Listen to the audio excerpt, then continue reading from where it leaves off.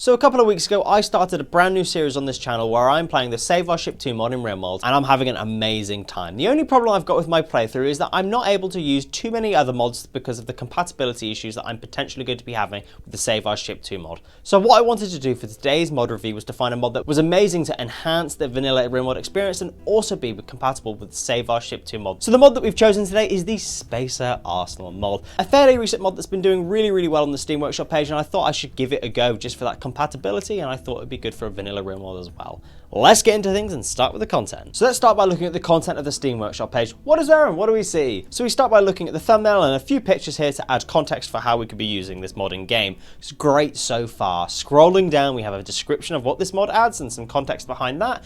And then we have the piece de la resistance. We have a full list with pictures and descriptions of all the items added by this mod, including the researchers. We have a mod page that's been well thought about and it's been given love and attention. This is literally perfection. The only way that I can see this ever being improved is by adding GIFs and stuff, so it's a little bit more eye-catching, but that's neither here nor there. We're off to a great start. So what does this new content look like in game? So we're giving access to the Ensign armor set, so that's an armor piece and a helmet. We're then given access to one new melee weapon, 6 firearms, and 1 new type of grenades. So first let's look at the melee weapon added by this mod. This is the Spark Saber. The Spark Saber is a kind of a machete crossed cutlass thing and puts out a very healthy amount of damage.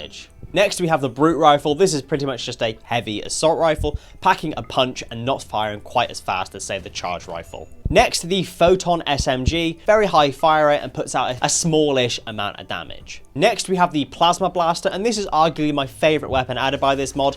This basically sets people on fire, which is fantastic for dealing with those savage tribals. Next, we have the Clash HMG, and this one is great for laying down suppressive fire on all those pesky mechanoids. Doesn't particularly pack a punch, but there's a hell of a lot of bullets here. Next, the Coil Lance, and this is kind of a bolt action rifle, but because it's space attack, does slightly less damage, but also fires a hell of a lot quicker. This one's a kind of an all-rounder for pretty much any situation. Next, the Sonic Stunner. This is just a stun gun, but with a fancy name, which does make you feel cool when you use it, but it literally is just a stun gun. Then lastly, for the weapons added by this mod, we have the Thump Grenades. Now, these don't necessarily do that much damage, as you can see by this colonist very happily taking a Thump Grenade to the face. These ones are designed to be taking out structures and for penetrating through walls. So as you can see, there's a nice healthy range of items added by this mod. Now, where are we going to make these? Well, funnily enough, all of these spacer items are made at the fabrication bench. Whilst I would potentially like its own unique workbench, having it part of the fabrication bench is neither here nor there. And then what tech are we going to need to be able to use these in your playthrough?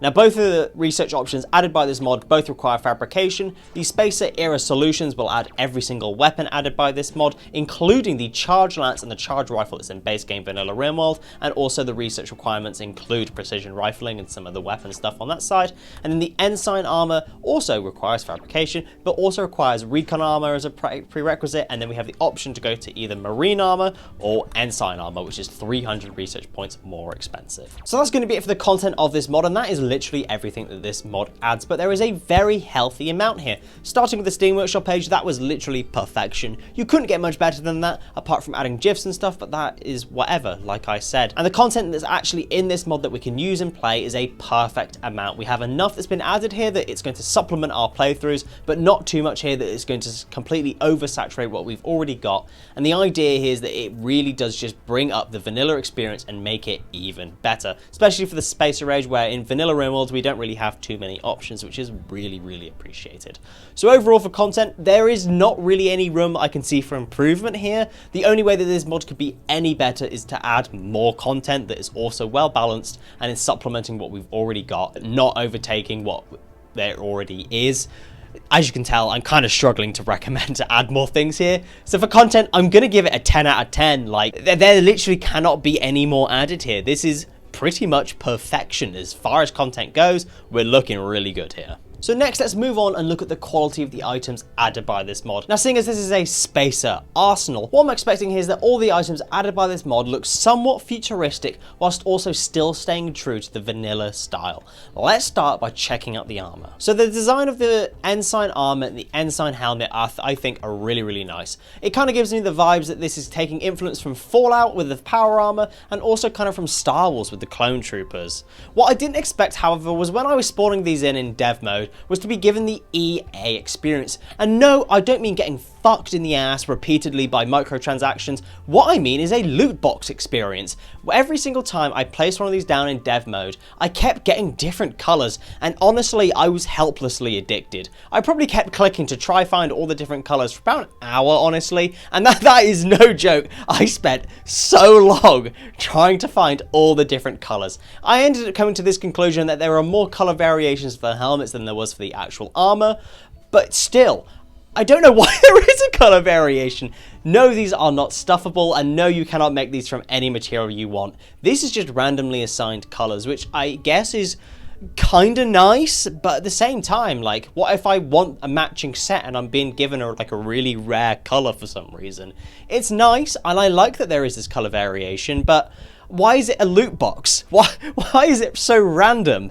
A small thing, which is nice, but also not nice. And the rest of the items, they look good. They all look spacer, and they all somewhat resemble vanilla expectations. I would like to see a couple of them maybe made a little bit more vanilla, specifically the stun gun and the SMG. I would maybe like to see them just a little bit more vanilla, but that's just my personal preference. So for quality, I'm generally very happy with everything. It all looks good, and I think the design choice that's been made here by the mod creator is really nice.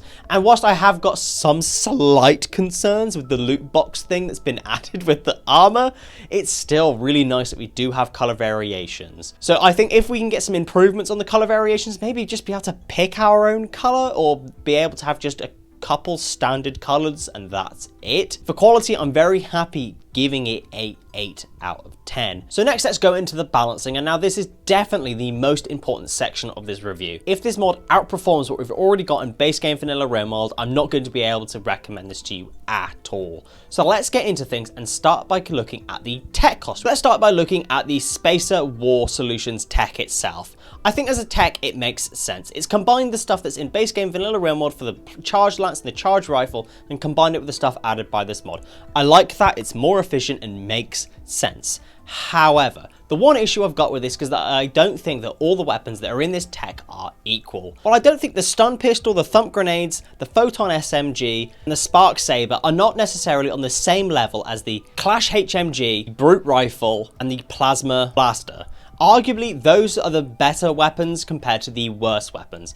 And I would actually quite like those to be in a separate tech, even having the prerequisites being the slightly worse items that there are, and then having to then move on to the better weapons. Then looking at the tech cost for the ensign armor, this is, as you can see, pretty much on the equivalent level of marine armor, which we'll touch on further in this section. So the prerequisites for marine armor and ensign armor are both recon armor, and then you get the choice to go to either ensign armor or go straight into marine armor. So with the 300 difference between these two, I am going to be expecting the ensign armor to be slightly better. What I'm not looking forward to, however, is if the ensign armor is outright better than the marine armor, it will pretty much make marine armor completely redundant unless we have the tech prints for cataphract armor. So the balancing between ensign armor and marine armor is going to be extremely important looking into the rest of this section. So next, let's move on and actually compare these armors in terms of their statistics. So the ensign armor comes in at the armor sharp rating of 119%.6, which is the exact equivalent across every single stage of the recon armor to the prestige recon armor as well. In terms of blunt armor, the ensign armor does do slightly better. Moving on to the armor for heat resistance, this absolutely obliterates the rest of them, but this is where the ensign armor then comes through. The offsets that we get from using the ensign armor compared to the recon armor is huge. The toxic environment resistance multiplier is a plus 100%, and the ranged cooldown multiplier is negative 20%. This is the big offset that we will be looking at throughout these comparisons.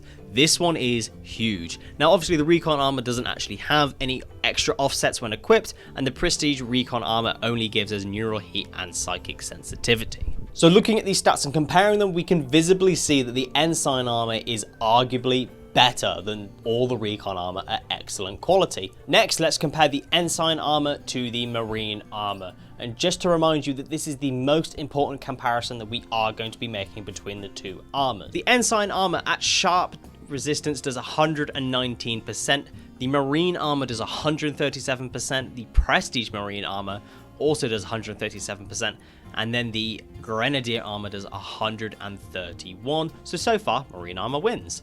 The blunt resistance percentage is 58% for the ensign armor, 58% for the marine armor, 58% for the prestige marine armor, and then 52% for the grenadier. So as we can see, if we're going to be looking at actual ways to protect our colonists in the most amount of situations, marine armor is going to win pretty much every single time. Now let's look at the offsets when equipped to see whether or not the ensign armor trumps over these in those occasions. The marine armor when equipped gives a negative 0.4 move speed and a negative 30% for slave suppression offset. The prestige marine armor does the exact same, however does give us some neural heat stuff and psychic sensitivity, and the grenadier one does the exact same as the marine armor, but it does have a grenade launcher equipped. So I think if you're going to be comparing these two and deciding to yourself which one should I actually pick, I think if you're running a very generalized playthrough that's using lots of different things, you should probably still pick the marine armor over the ensign armor. But if you're using lots of different weapons and you're adding up all these stat multipliers and you can get somebody that can reload super quick and aim super quick, you should probably just go for the ensign armor because the chances are you're gonna kill them first. And I think that's the vibe that we're going for here. So I mean, these are pretty balanced. It does exactly what I expect. Whilst the ensign armor isn't necessarily good as protecting you, it does have the benefits in the offsets compared to the marine armor. So next, let's move on and compare the helmets. What I'm expecting here is, funnily enough, for the same pattern for the armors to follow with the helmets. The ensign helmets do better than the recon helmet, but arguably be slightly on the same page as the marine helmet. So let's start by looking at the comparison between the ensign helmet and the recon helmets. So the ensign helmet follows the same pattern as the armor did, 111% for sharp protection. However, the recon helmets actually outdo the ensign helmets for raw protection damage. The sharp protection is up, blunt protection is the exact same, I mean the heat protection is not as much, but for the raw protection of the sharp damage is higher. It's not looking too good for the rest of this. I will once again add that there are offsets when equipped for the ensign armor. A minus 10% for slave suppression offset, a plus 100% for toxic environment resistance, and a very interesting minus 10% for mental break threshold. So we are losing the minus 20% for aiming time and replacing it with mental break threshold. I can't necessarily say I'm a fan of this, but we move on. Let's look at the marine armor next. Looking at the marine armor comparison, the ensign armor is getting absolutely wiped to the floor with less sharp percentage protection and less blood protection percentage compared to the marine helmet and the prestige marine helmet. Things aren't looking the best. The armor heat protection once again does absolutely trump the marine helmet and the prestige marine helmet, but I mean at this point, why does it even matter? And then yes, once again, the mental break threshold of minus 10% is a nice buff when comparing them to the offsets of the marine helmet and the prestige marine helmet, but not nearly as powerful as the armor itself. So it seems that unfortunately, the ensign helmet isn't actually that good. I wouldn't necessarily put this at the same tech level as the marine armor and definitely not put it at slightly higher. I think we should probably change the mental break threshold thing and remove it and change it for aiming or reloading or something to make you fire faster, so you're actually encouraged to use the entire ensign outfit all in one. I will add, however, that if you are using Save Our Ship 2, there is compatibility to make the ensign armor breathable in space as a EVA suit, which if you are using it with the Save Our Ship 2 mod, which is nice, but however, we are comparing this to vanilla Rimworld. So in this case, it's not really relevant. Next, let's start looking at comparing the actual weapons that are added by this mod. Now, I'll only be comparing the balancing of items that are added by this mod that have a vanilla equivalent, which is only 3 things: the Spark Saber, the Brute Rifle, and the Coil Gun. So let's start with the Spark Saber. The Spark Saber is added in and is the only melee weapon that we can actually make in Rimworld beyond the industrial era. The other weapons that are added in vanilla Rimworld that are spacer and are melee are quest only, and we can only get them under certain conditions. So that is going to be playing a big part in my judgment here. So the Spark Saber very happily does 14.87 melee damage per second at 26% armor melee armor penetration at excellent quality, which is pretty good. Plasma Sword, on the other hand, only does 9.41, but with a 36 melee armor penetration rate at excellent quality. When you bear in mind that most of the time we won't actually be able to make the Plasma Sword, the Spark Saber just wipes the floor with it. What's the point in even getting a Plasma Sword if we already have the Plasma Rifle that sets people on fire, and then we have the Spark Saber that just does even more damage? This one is definitely a little bit unbalanced. Next, the Charge Rifle and the Brute Rifle, and as I said in the content section, the Brute Rifle is a heavy assault rifle compared to the Charge Rifle that's more of lightweight, and that follows with the actual stats. The Charge Rifle does less damage, has a higher RPM, and has a slightly worse range. Compared to the Brute Rifle, this does more damage, has a better long range capability, however gives you a negative 1.2 in terms of move speed. So whilst we are getting more damage output, it's slower, more clunky, and potentially not as good in a close range situation. The next comparison I've made is the Coil Lance to the Charge Lance. Looking at the stats on these, the Coil Lance doesn't perform nearly as well as the Charge Lance. This is in terms of damage and range mainly. If we look at fire rate and overall effectiveness across a wider range of ranges, the Coil Lance does perform better. Both of these are single shot weapons, and both of these generally have a very good range. So we're looking at this and seeing that the Charge Lance is definitely better, but the Coil Lance is a pretty good contender in more situations, and it is a lot more versatile. And next, the last thing that I found somewhat unbalanced in my time with this mod was the Stun Gun. This seems to me that it fires a little bit too quick. Here I have my colonist here with the stun gun shooting down an innocent colonist, and whilst I'm talking you can see that they're barely going anywhere. The game is on 1x speed and this colonist has no chance of escaping. This does seem a little bit unfair. Yes, I get it. It's a stun gun. It's meant to stun them. But are they meant to be stunned this much?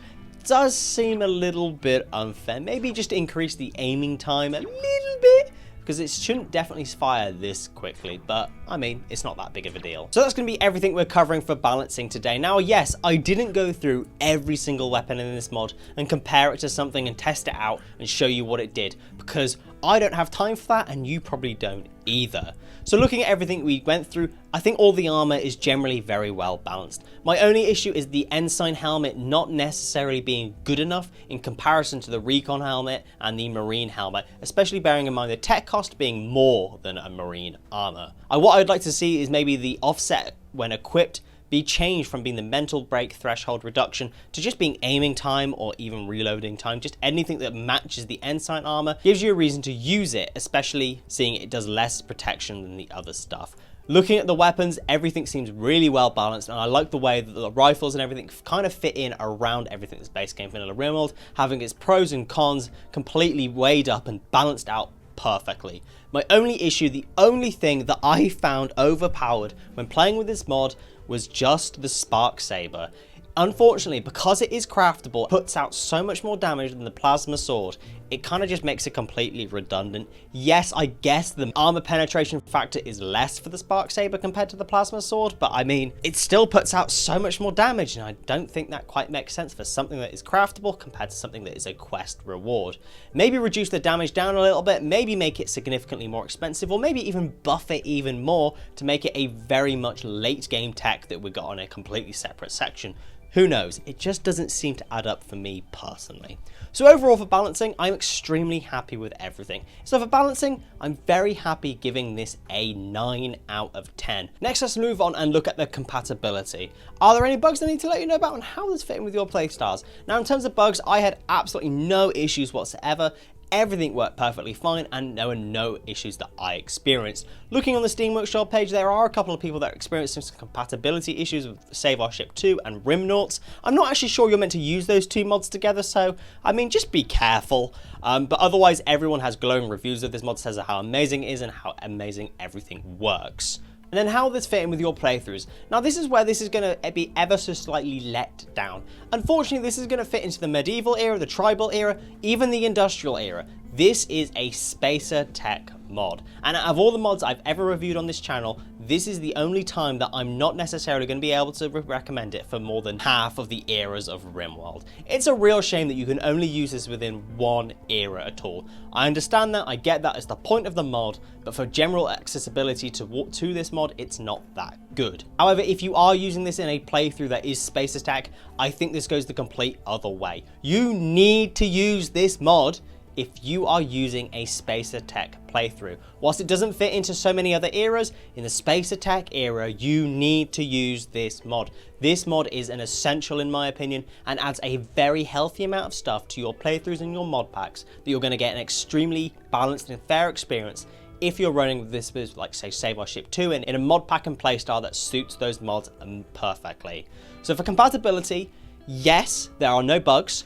Yes, this fits perfectly within the Space Attack and it's an essential in my opinion, but, and it's a big but, it only fits in very niche ways. It does it very, very well and almost perfectly in those niche ways, but it's not enough really. For compatibility, I'm only going to be giving it a 6 out of 10. So next, let's go through my mod recommendations to go with this mod. Now, like I said in the compatibility section, unfortunately, this mod is a very kind of niche mod. You're going to be only using this in a very few select playstyles, and unfortunately, there isn't a huge amount of mods that I can recommend you. However, I've done my best and I've picked out a few incredible mods. Starting with the Spacer Shields mod, a mod that I've previously reviewed on this channel and I think is amazing, would fit the aesthetic fantastically. Next, Det's Xenotypes, the Venators. This one would be amazing for like an Aliens vs Predator playstyle. Next, Vanilla Factions Expanded Mechanoids, so we've got more content for the late game.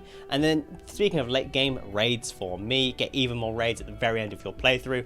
And then Vanilla Furniture Expanded Spacer module, so we can go into the Save Our Ship 2 stuff. And then the Piece de la Resistance, Save Our Ship 2, an amazing mod that I can't help but recommend, and I think would go perfectly with this mod. Unfortunately, there aren't more. I want there to be more mods that I can recommend to go with this mod, but there isn't. It's the one drawback of a mod that is going to be era specific. It's not going to fit in with all your playthroughs, and unfortunately is going to reduce the amount of stuff that you can play this with. Like I said in the compatibility section, and I will reiterate in this section and in my conclusion, if you are running a Spacer styled playthrough, please use this mod. This mod is perfect for those playstyles, but just doesn't fit in with anything else, and that's my only issue with it. So for mod recommendations, I'm going to be giving it a 5 out of 10. Not because the mods that I've recommended aren't any good, it's just it doesn't fit in with very much, and that's the only downside there is. So in conclusion, where am I at with this? This mod is phenomenal. It could have quite easily been the highest ever reviewed mod I'd done on this channel if it wasn't tech specific. If it was a Spacer Age mod and it stretched across the industrial era, this would have been literally 10 out of 10 across the board. But it wasn't. It wasn't the Tractors mod, was it? So for content, it was received 10 out of 10. For quality, 8 out of 10. Balancing, 9 out of 10. Compatibility, 6 out of 10. And my mod recommendation score was 5 out of 10. Giving it the grand total score of 38 out of 50, which is an extremely good B-rated mod. So if this mod did do more and it was more industrial, a little bit less Space Attack, this would be literally perfect. But, and I want to say it's a big but right now, this mod is still practically perfect. It's still extremely good and phenomenal in terms of the Spacer era. So if you are running a playthrough, a playstyle, a mod pack that is more Spacer and more futuristic, this mod is an essential for you to use. The content that is provided here supplements base game vanilla Rimworld in such a way that it's just seamless, and I love that. Don't base your opinion on what I've said. Please check this mod out for yourself and please use it in your playthroughs, especially with Save Our Ship 2. So if you have enjoyed today's video, consider liking, subscribing, make sure you tell your mum about me, and I'll see you next time. Thank you.